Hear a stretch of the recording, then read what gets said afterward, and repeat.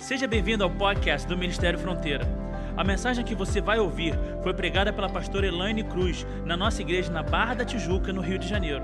Nossa oração é para que você seja abençoado por essa palavra. De vez em quando a gente prepara uma pregação e aí, imediatamente vem uma música, vem uma lembrança, e isso é muito gostoso quando a gente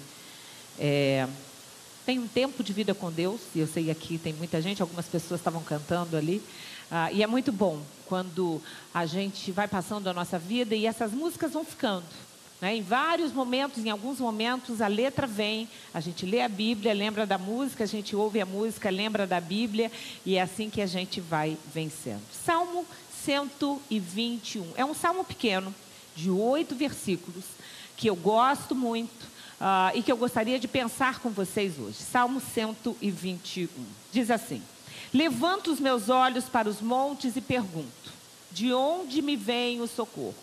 O meu socorro vem do Senhor, que fez os céus e a terra.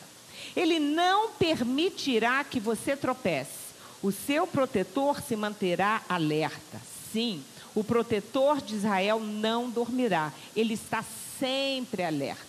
O Senhor é o seu protetor, como sombra que o protege, Ele está à sua direita. De dia o sol não o ferirá, nem a lua de noite. O Senhor o protegerá de todo mal, protegerá a sua vida. O Senhor protegerá a sua saída e a sua chegada, desde agora e para sempre. O Senhor protegerá a nossa entrada, a nossa saída, desde agora e para sempre. Esse salmo começa com uma frase: levanto os meus olhos. Levanto os meus olhos. Os olhos são muito importantes. Eu, como terapeuta, algumas vezes isso faz parte, até muitas vezes, de alguns processos terapêuticos, quando a gente trabalha com algumas pessoas, que é literalmente colocar um espelho e deixar a pessoa de frente ao espelho ali por um tempo. E pedir para que a pessoa comece a pensar numa situação, a lembrar de uma situação, olhando para o espelho. A gente, às vezes, faz muito pouco isso. A gente vai ao espelho quando a gente quer pentear o cabelo, a gente vai para o espelho quando a gente quer ver como é que a roupa está vestindo, às vezes para colocar uma maquiagem, mas olhar para o espelho significa olhar para dentro da alma da gente. Se a gente estiver triste, parar na frente de um espelho e ficar se olhando e pensando na situação que você está vivendo, com certeza você vai chorar. Da mesma forma, quando a gente está alegre e olha para o espelho e a gente começa a pensar numa coisa boa, imediatamente o sorriso começa a se esboçar e a gente fica gargalhando na frente do espelho sozinho, porque a gente se vê. E aí a gente está falando da questão do nosso olhar. Há poder no nosso olhar. Há poder no nosso olhar. A Bíblia tem muitos versículos sobre isso. Eu só separei aqui 3. Cânticos 4:9 diz assim. E aí o noivo falando, na realidade o marido falando para a esposa: você faz disparar o meu coração, minha irmã. Naquela época era comum que o marido chamasse a mulher de irmã. Hoje, se chamar de irmã é meio estranho, né? Minha irmã vem cá, fica a irmã Elaine, vai ficar pior ainda. Mas era muito comum. E chamar de minha irmã significa dizer o seguinte: você é íntima, você é especial para mim, você é próxima. Tá? Então o marido diz assim: você fez disparar o meu coração, minha irmã, minha noiva. Fez disparar o meu coração com um simples olhar. Eu espero que quem ainda é casado tenha o seu coração disparado de vez em quando olha para o seu cônjuge. É importante isso. Há um texto de Cantares que não está aí, mas que eu acho também muito lindo, que diz assim: o meu marido colocou a mão na fechadura da porta e o meu coração já começou a se estremecer por amor a ele. Acontece. Começou a estremecer por amor a ele.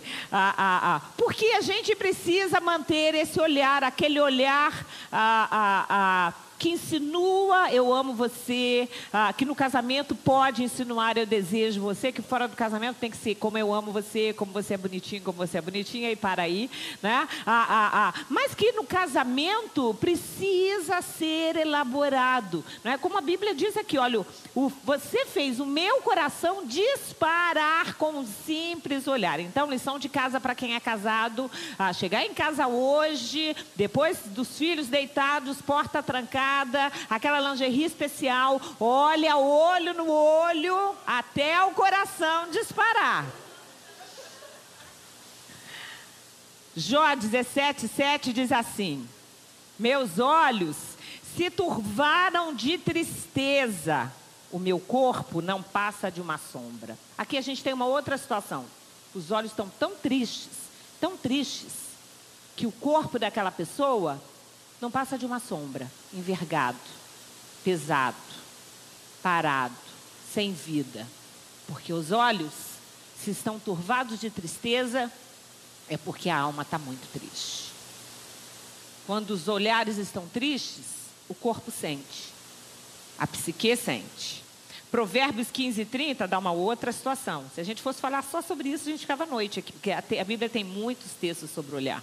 Provérbios 15:30 diz assim: o olhar animador dá alegria ao coração. Dá ou não dá? Aquela pessoa que você olha para ela, ela está sempre com o olho brilhando, pensando coisas boas, positivas. Esse olhar animador, a Bíblia diz que dá alegria ao coração. Da mesma forma como as boas notícias revigoram os ossos. Nós costumamos dizer que os olhos são a janela da alma. É onde a gente mais consegue enxergar a alma do outro. Daí a importância de muitas vezes na casa da gente, a gente olhar para o olho do outro. A gente conversar com o filho olhando para ele, conversar com o marido olhando para ele, né? Para que a gente possa perceber, porque o olhar, se aquela pessoa estiver triste, você vai perceber. Percebe ou não? A gente que é mãe não conhece filho pelo olhar? Quando começa a desviar muito, a gente sabe que alguma coisa não vai bem, não é? Da mesma forma, num casamento, a importância de, mesmo num restaurante, sentar de frente um para o outro, conversar. Às vezes a gente vai a restaurante, a gente vê casais um sentado do lado do outro, né? Estão perdendo a oportunidade de olhar, né, nos olhos, de falar com o olhar, porque o olhar muitas vezes diz mais do que muitas palavras. Mas Provérbios 16:30 diz assim: quem pisca os olhos planeja o mal. Quem franze os lábios já o vai praticar. Eu acho esse texto muito interessante. Você já viu criança quando vai fazer arte?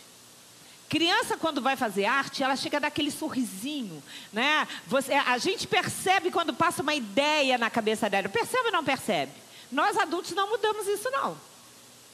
Aquela questão daquele olhar assim, que é aquela piscada ou aquela fechadinha de olho que você sabe o seguinte: fulano pensou alguma coisa. E a Bíblia já diz isso aqui, olha. Quem pisca os olhos planeja o mal. Quem franze os lábios, sabe aquela coisa de já vai praticar. Já decidiu. Provérbios 23:33 diz assim: seus olhos verão coisas estranhas e sua mente imaginará coisas distorcidas. É o que acontece, por exemplo, com quem gosta de filme de terror. Vê um monte de coisa estranha, para não dizer outra coisa, um monte de coisa estranha, um monte de coisa esquisita. Aí depois fica pensando, por que eu estou pensando só em alguma coisa ruim vai acontecer? Por que eu estou sonhando só com um monte de coisa confusa? Porque se os nossos olhos virem coisas estranhas, indecentes, esquisitas, a nossa mente vai produzir coisas distorcidas, conceitos distorcidos, imagens distorcidas, pesadelos. E às vezes acordados. Os piores pesadelos são aqueles que a gente tem quando está acordado. É aqueles que nós não estamos dormindo, mas a cabeça da gente não deixa de pensar em tudo que é ruim. Sempre em morte, em acidente, que não vai dar certo, que alguma coisa vai acontecer. Esse é o pior pesadelo que tem. E aí, quando isso acontece, a gente tem que parar para pensar que tipo de coisas a gente está vendo. A Bíblia também diz que os olhos são o espelho ou a candeia, isso é, a luz do corpo. Lucas 11:34 diz assim: os olhos são a candeia do corpo. Quando os seus olhos forem bons, igualmente todo o seu corpo estará cheio de luz. Mas quando os olhos forem maus, o seu corpo estará cheio de trevas. Provérbios 27, 20, fala sobre uma questão sobre o olhar que a gente sabe que é assim. E que a Bíblia repete isso algumas vezes. Diz assim: o Seol, o inferno, e a destruição são insaciáveis. Como insaciáveis são os olhos dos homens. E aqui homem é homem e mulher, né? O olho não se cansa. O olho não se cansa. Ele cada vez quer ver mais, ele quer conhecer mais. Eclesiastes 1:8 diz assim: todas as coisas trazem canseira. O homem não é capaz de descrevê-las. Quem aqui de vez em quando fica cansado com alguma coisa? Todo mundo. Os olhos nunca se saciam de ver, nem os ouvidos de ouvir. É por isso que quem é pego pelo olhar, e Cantares tem um texto que fala exatamente isso, do olhar que prende, do olhar que seduz a tal ponto de levar uma pessoa para o matador. E ali está falando de paixão, está falando às vezes de um desejo que a pessoa não consegue abrir mão, da mesma forma como eu desejo pela droga, como eu desejo pela bebida, como eu desejo pela comida. Por quê? Porque os olhos não se cansam, são insaciáveis. Mas Jó traz para a gente um segredo. Jó diz o seguinte: fiz acordo com o quê? Com os meus olhos. Como é que a gente faz acordo com os olhos da gente? Você já tentou fazer isso? Ele decidiu: fiz acordo com os meus olhos de não olhar com cobiça para moças. Ele era casado e fez um acordo muito bem feito.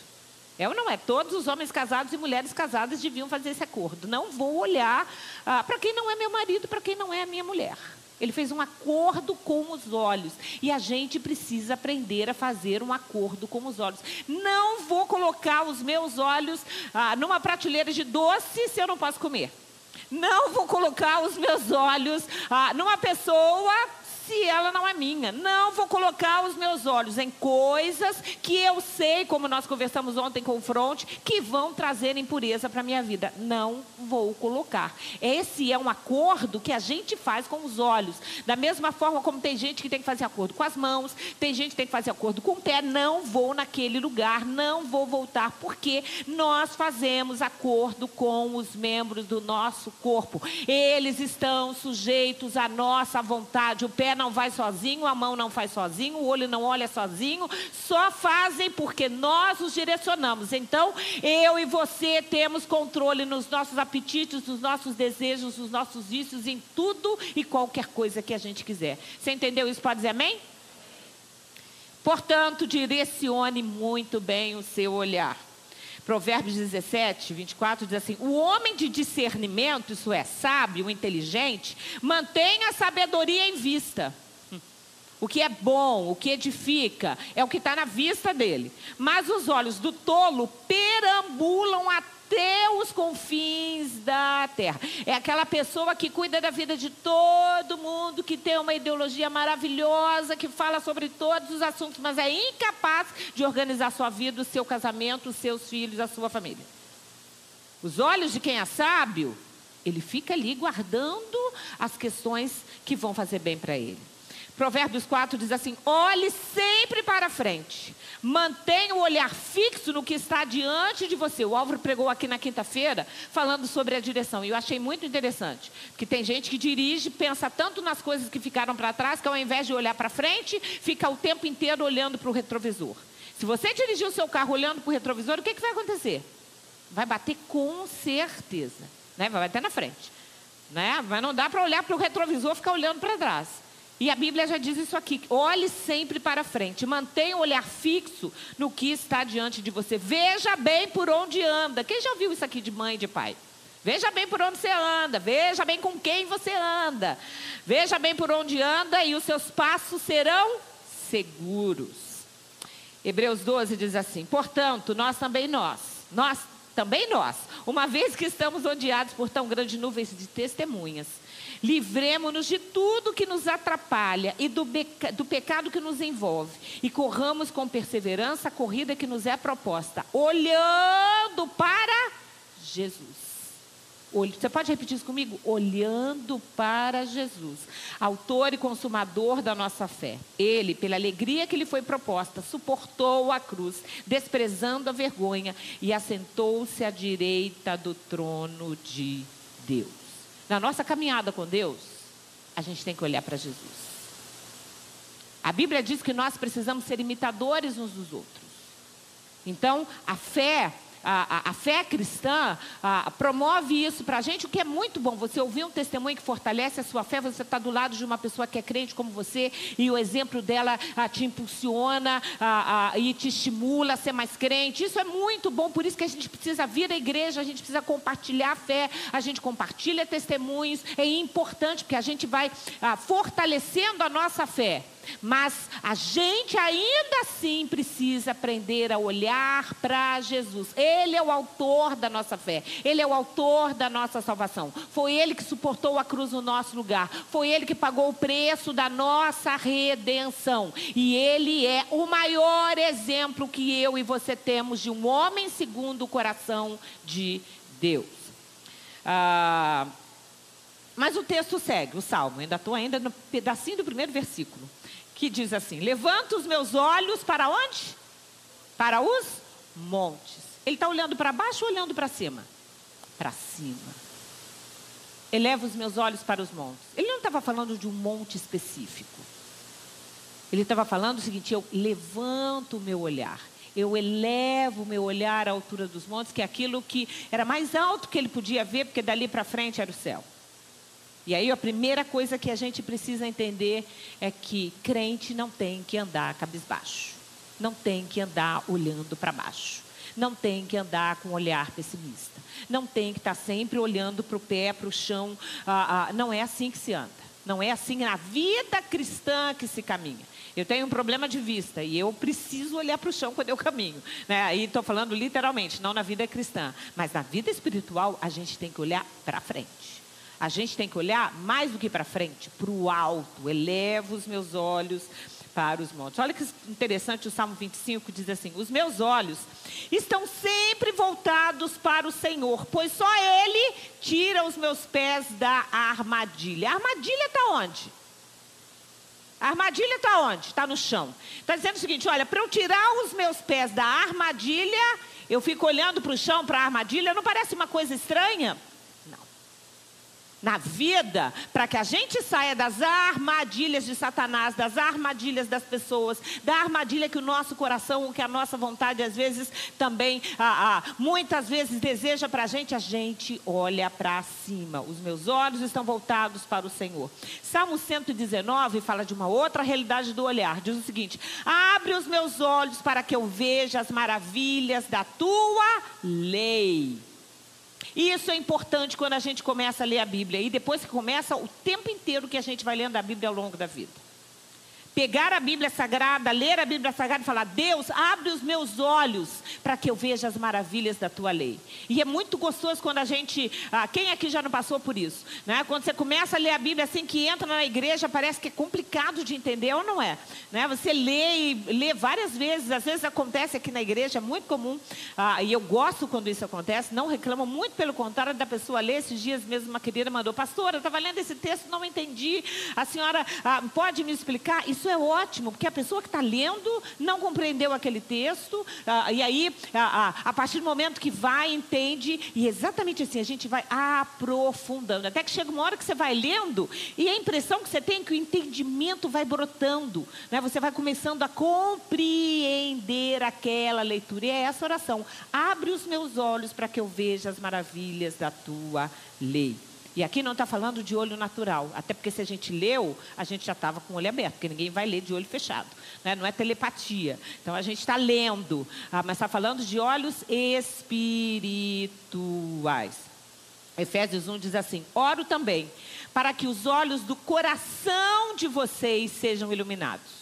Agora o olho está onde? No coração. Coração na Bíblia significa mente. Então, eu oro para que os olhos da mente de vocês sejam iluminados, a fim de que vocês conheçam a esperança. Quem não tem os olhos abertos espiritualmente ou iluminados espiritualmente, não consegue conhecer a esperança para a qual nós somos chamados. as riquezas da sua gloriosa herança dos santos e a incomparável grandeza do seu poder. Quando os nossos olhos espirituais do coração são abertos, a gente consegue compreender a esperança que há em Deus e a incomparável grandeza do seu poder. Mas o versículo 1 do Salmo 121 inteiro diz assim: levanto os meus olhos para os montes e pergunto, de onde me vem o socorro? Ele estava olhando para Deus, ele estava olhando para o Senhor, mas ele estava se perguntando, de onde me vem o socorro? É que nós acabamos de cantar, eleva os meus olhos para os montes, de onde o socorro me virá. Há muitas situações na vida em que eu e você nos vemos exatamente assim. A gente tem Deus, a gente sabe até para onde a gente olha, mas a impressão que a gente tem é que o céu está negro. A impressão que a gente tem é que as nossas orações não estão subindo. A impressão que a gente tem é que o socorro não chega. A impressão que a gente tem é que a gente vai morrer afogado e que o socorro não vem. E é exatamente esse sentimento que o salmista escreve aqui. Eleva os meus olhos para os montes, de onde me virá o socorro? A gente pula logo para o versículo 2. Mas às vezes a gente fica muito tempo no versículo 1. É ou não é? Porque o versículo 2 diz assim: o meu socorro veio do Senhor que fez os céus e a terra. Para a gente que lê é rapidinho, mas para quem vive nem sempre é tão rápido assim. Às vezes a gente fica no primeiro versículo ali, leva os meus olhos para os montes, cadê o socorro? Aí no dia seguinte você está no primeiro versículo de novo, Senhor, eu estou olhando para os montes, cadê o socorro? Cadê o socorro? Cadê a solução? Cadê a bênção? Onde está a promessa? A gente às vezes fica muitos meses no primeiro versículo. Quando a gente lê, é fácil. Quando a gente vive, às vezes é difícil. Mas o socorro sempre vem. O socorro sempre vem. O socorro sempre vem. Sempre vem. Versículo 2: o meu socorro vem do Senhor que fez os céus e a terra. Isso é, vem do Deus Todo-Poderoso, que é Senhor de todas as coisas, que criou todas as coisas, que conhece todas as coisas, que fez os céus e a terra e ainda está preocupado com a minha angústia. Fez os céus e a terra e ainda está preocupado com a sua dor. Fez os céus e a terra e ainda está cuidando dos nossos filhos, do trânsito. É um Deus maravilhoso. O nosso socorro não vem de homens. Nós estamos orando pelo Brasil, estamos clamando pelo Brasil, vamos fazer a nossa parte, mas a gente sabe que o nosso socorro vem de Deus. As nossas bênçãos vêm de Deus. O nosso dinheiro não vem do nosso trabalho, vem de Deus. A nossa capacitação não vem da nossa inteligência, vem de Deus. É Ele que abre portas, é Ele que prospera, é Ele que abençoa, porque tudo vem de Deus. Você crê nisso? Tudo vem de Deus. Tudo vem de Deus e é socorro. Socorro em momentos de angústia. Estava preparando esse texto, estava me lembrando de muitas situações que a gente já viveu. Uma delas com o Álvaro. O Tiago tinha 15 dias de nascido. 15 dias, não é isso? 15 dias de nascido. O Álvaro saiu de casa, fardado, indo para o trabalho.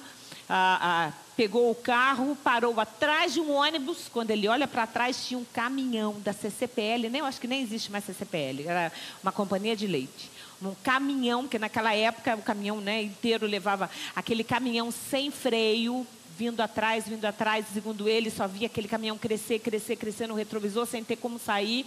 Aí o ônibus deu uma puxada para frente, ele já tinha virado o volante para tentar, bateu num outro carro que vinha, atravessou a outra pista, 2 pistas para ir, 2 para voltar, foi parar quase dentro de uma padaria, só não parou lá porque tinha uma barra de ferro. O carro deu perda total, no outro carro, 4 pessoas foram para o hospital, ele saiu sem nenhum arranhão, nada. O meu socorro vem de Deus. Quando eu penso na Pâmela, quando nasceu na UTI, todo dia o médico dizia: mãe, pode despedir, não vai passar de hoje, não vai passar. Às vezes ele falava: não vai passar dessa manhã, não passa de meio-dia. E a gente ali na UTI, o meu socorro vem de Deus, o meu socorro vem de Deus, o meu socorro vem de Deus, porque é só Deus. Lembro uma vez a gente estava terminando o programa de TV, na época que a gente fazia TV, o Tiago, e eu tinha sonhado naquela semana que eu ia para um velório, que eu chorava muito, muito, muito, muito, muito. E assim, passei a semana angustiada, e a gente fazia um programa ao vivo, mal terminou o programa, todo mundo ali assustado, não sei se a Raquel se lembra disso, acho que não, que era o programa da noite. E aí a gente, avisando a gente que o Tiago tinha sofrido um acidente. E o meu coração, eu nunca tive enxaqueca. E aquela foi a única vez que eu tive uma enxaqueca. Fiquei uma semana depois, mas assim, passando muito mal, aquela dor com a cabeça que ia estourar. E aí tinha tido um problema sério no Rio de Janeiro, a gente não conseguia subir o alto, teve que dar volta pela Zona Sul, para poder sair na Tijuca, para chegar até lá. E de novo, livramento de Deus, um caminhão atingiu o carro do Tiago, ele rodou e bateu, e aquela coisa toda. Todo mundo olhava e dizia, coitado do motorista. E ele estava em pé, do lado de fora, adorando a Deus. Nós chegamos lá, ele estava cantando livramento de Deus. O nosso socorro vem do Senhor que fez os céus e a terra. Por mais que a gente ame os nossos filhos, a gente não tem como estar cuidando deles o tempo inteiro. Por mais que você ame os membros da sua família, por mais segurança que a gente tenha, o nosso socorro vem de Deus. Vem ou não vem, Kátia? Vem de Deus, vem de Deus, vem de Deus, que fez os céus e a terra. Quantos livramentos a gente não recebe? Quantas vezes Deus vem no nosso socorro, vem ao nosso socorro? Quantas vezes a gente está em aflição e quantas vezes você já não clamou e Deus socorreu você? Isso aconteceu pelo menos uma vez? Versículo 3 começa dizendo assim: Deus não permitirá que você tropece. A gente pode decidir tropeçar.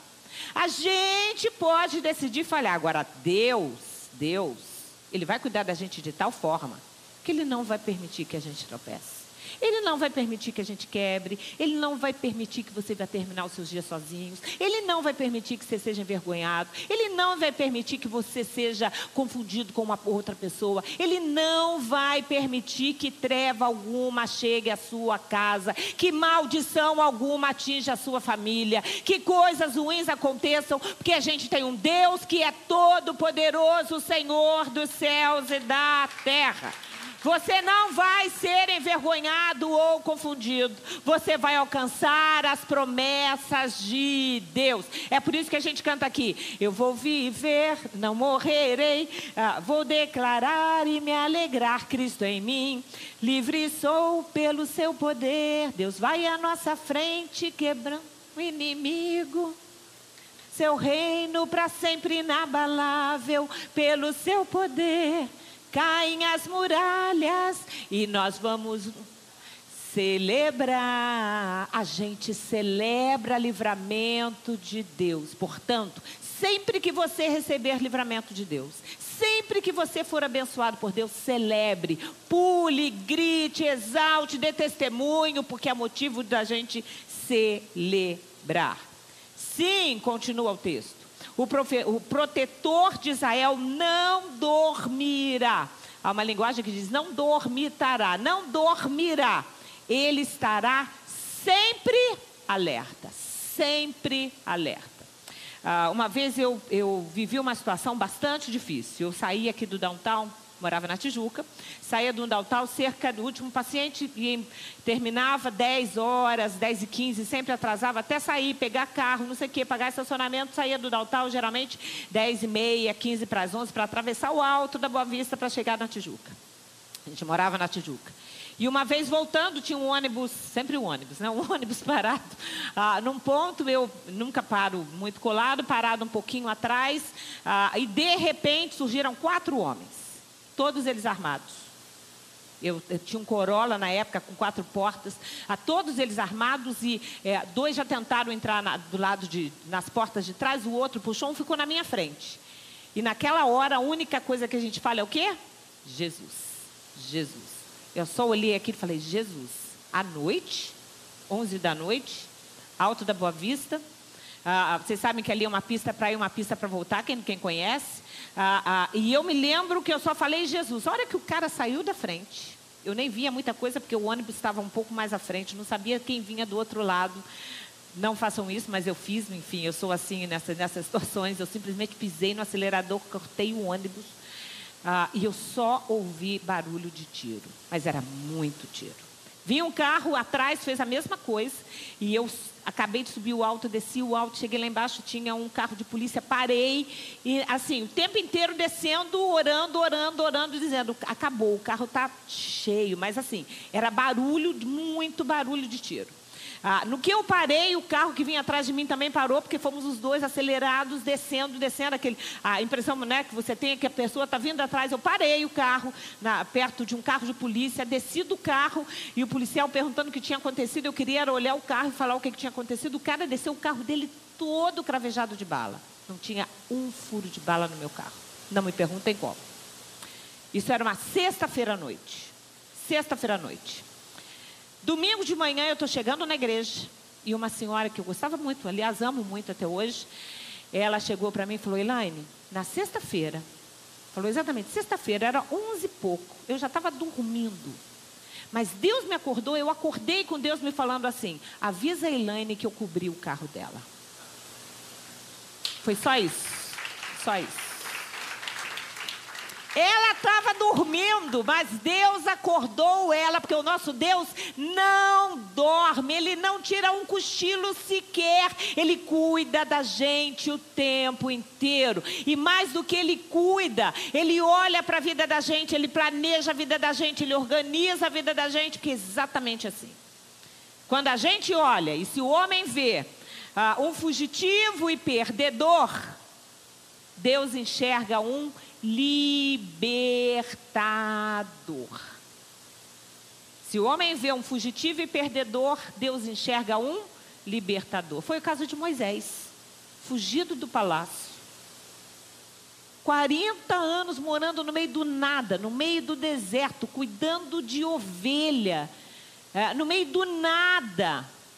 Casado com uma mulher que nem nome bonito tinha. A Bíblia também não diz que ela era formosa, não. Essa a Bíblia não diz. Tem várias que a Bíblia diz que eram bonitas. A Bíblia não diz que é esposa de Moisés. Mas assim, morando no meio do nada. 80 anos.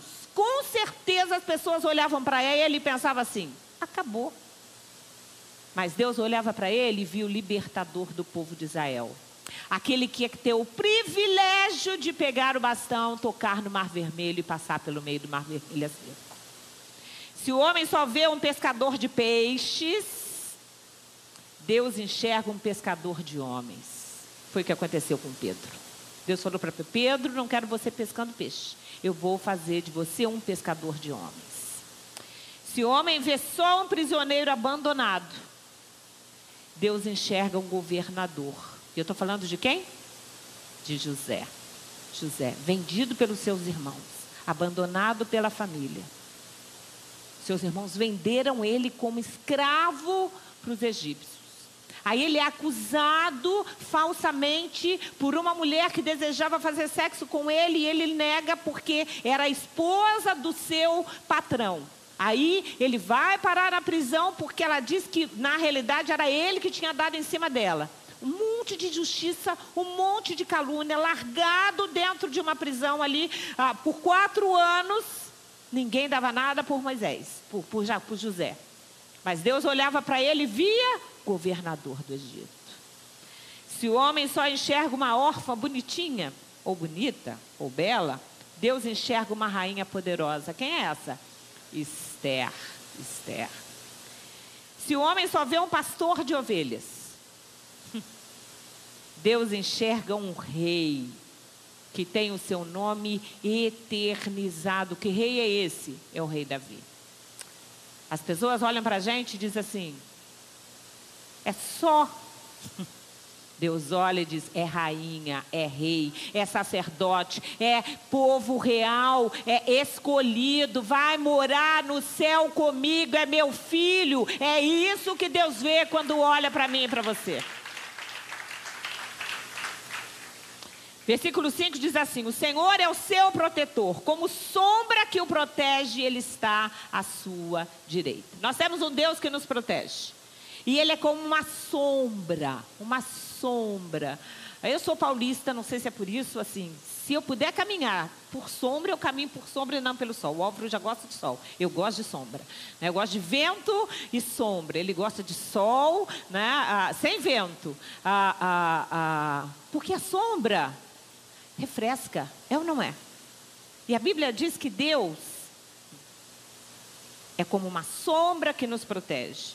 Isaías 4,6 diz assim: o Senhor será um abrigo e uma sombra para o calor do dia, refúgio e esconderijo contra a tempestade e a chuva. Não está falando só do sol do dia, está falando do sol da vida, está falando daqueles momentos causticantes, quentes, difíceis, em que a gente passa pela vida e que a impressão que você tem é que você precisa de um refrigério, né, de um refresco. Deus é a nossa sombra. E a Bíblia ainda diz mais: Ele é uma sombra que nos protege e Ele está à sua direita. Lugar da direita é lugar de honra. A Bíblia diz que Jesus está à direita do Pai. Mas Deus é tão maravilhoso que Ele nos honra estando à nossa direita. Salmos 16 diz assim: sempre tem o Senhor diante de mim, com Ele à minha direita não serei abalado. Por isso o meu coração se alegre, no íntimo eu exulto, mesmo o meu corpo repousará tranquilo. O Senhor está à nossa direita, não vou ser abalado. Ele vai nos sustentar quando a coisa bater, Ele vai nos sustentar quando a tempestade chegar. Isaías 41, que é um texto lindo, que eu gosto muito, diz assim: por isso não tema, pois estou com você.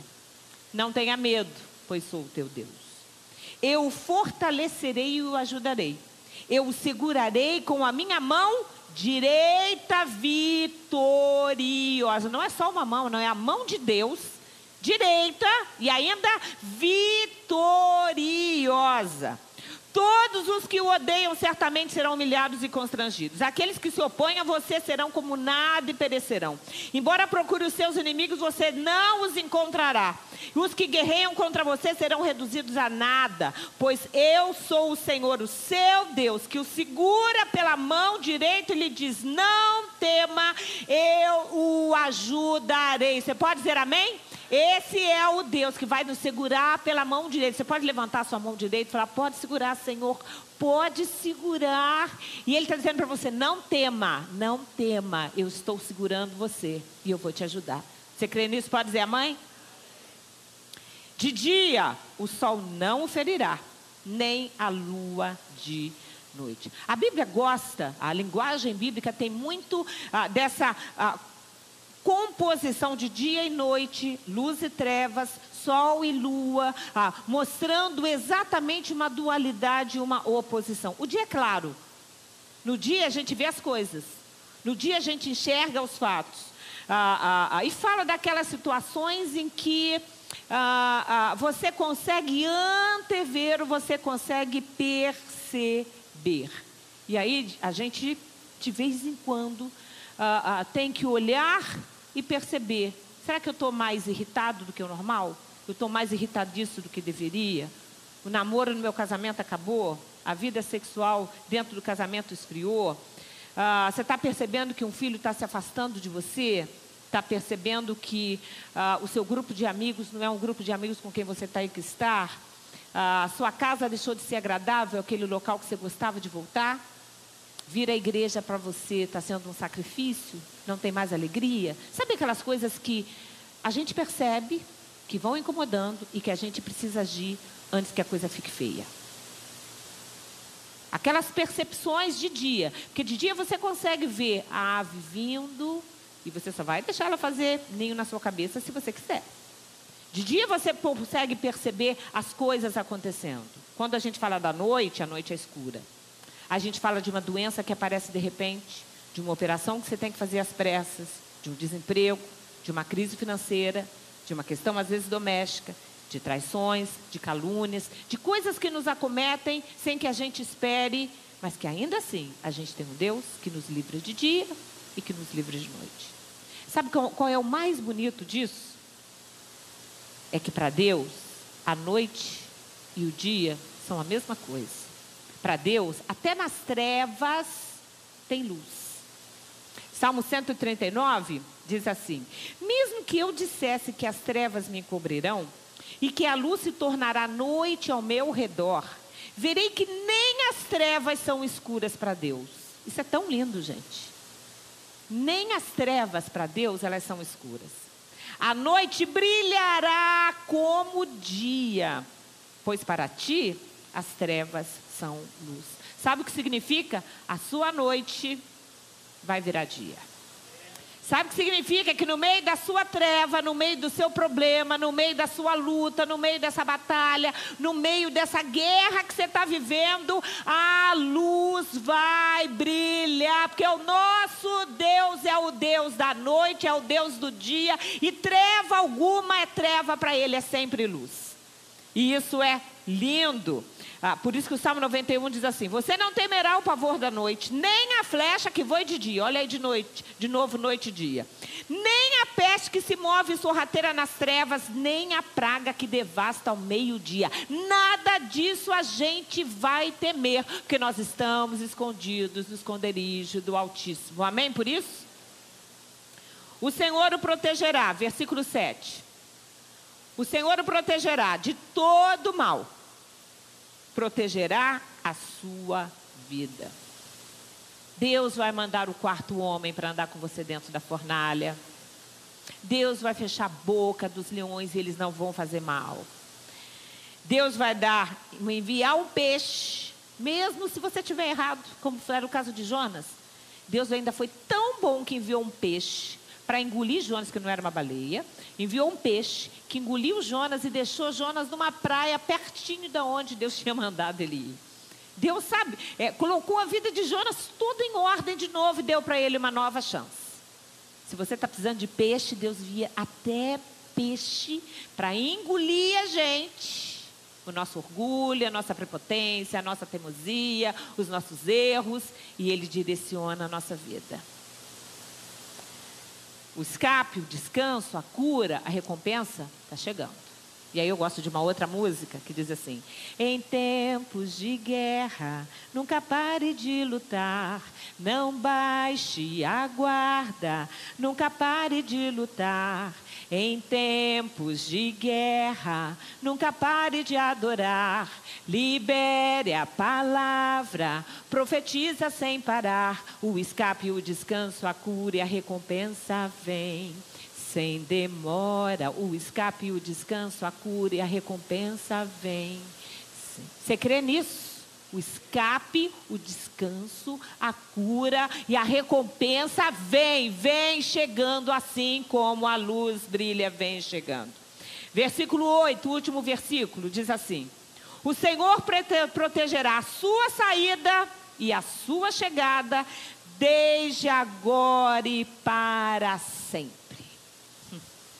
O Senhor vai proteger a sua entrada e a sua saída, desde agora e para sempre. Todas as vezes, meu pai sempre gostou muito de viajar, sempre. A gente tinha um Fusca, íamos 3 atrás, mais banheira, panela, roupa, mala. Num Fusca, que quem conhece aqui porta-mala do Fusca sabe como é que é, né? E aí meu pai literalmente era assim: a gente abria o mapa, ele escolhia uma cidade do interior de São Paulo ou de Minas, dependendo de onde a gente estava, escolhia uma cidade e a gente ia conhecer. E sempre a gente entrava no carro, todo mundo lá em casa repetia isso: o Senhor guardará a nossa entrada e a nossa saída desde agora e para sempre, né? Porque Deus guarda.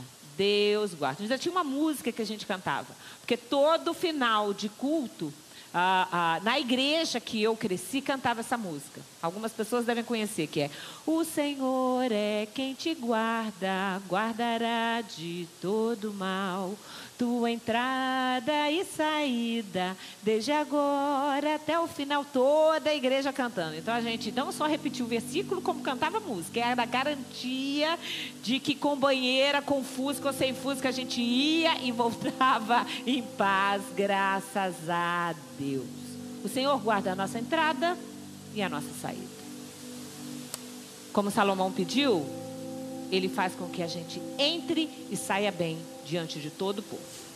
Diante do seu professor, diante do seu administrador, diante do seu chefe, diante das pessoas que precisam honrar você ou acompanhar o seu rendimento, Deus faz com que você entre e saia abençoado por Ele. Você vai entrar e sair bem das reuniões de trabalho, você vai entrar e sair bem dos acordos que você precisa, você vai começar e terminar bem relacionamentos, você vai entrar e sair bem de um concurso, você vai sair de casa e vai voltar para casa em segurança, porque o Senhor é quem nos guarda na entrada e na saída, e nos faz repousar em segurança, e a Bíblia ainda diz para sempre. Mas tudo isso tem a ver com o primeiro versículo. Portanto, levante os seus olhos e os seus braços para Deus. Todas as bênçãos vêm porque ele estava com o olhar no lugar correto. Tem muita coisa na vida para desviar o nosso olhar. Muita informação, muito barulho, muita atividade, muito fala-fala, muito fake news. Tem ou não tem? Tem demais. É muita coisa que desvia o nosso olhar. É muita... a mídia, a propaganda trabalha para exatamente focar, fazer com que a gente foque em coisas que a gente não precisa, e a gente acaba comprando coisas que a gente não precisa. Pior coisa que tem é feira de utilidade doméstica. Já foram em feira de utilidade doméstica? Né? Tem aquele negócio, você bota dentro do liquidificador para bater o abacaxi, fica o miolo lá, você compra, usa uma vez e nunca mais usa na vida. O outro que descasca não sei como, você nunca mais usa na vida. E exatamente isso, coisas para a gente olhar, para desviar o olhar, para que a gente comece a achar que tudo tem importância. Com a realidade, quando o que mais tem importância, o mais importante é a gente saber levantar o nosso olhar e, se possível, as nossas mãos para Deus. Se você quiser saber mais sobre nós, visite nosso site em ministeriofronteira.com. Nos encontre nas redes sociais ou faça parte dos nossos cultos todas as quintas e domingos. Que Deus te abençoe.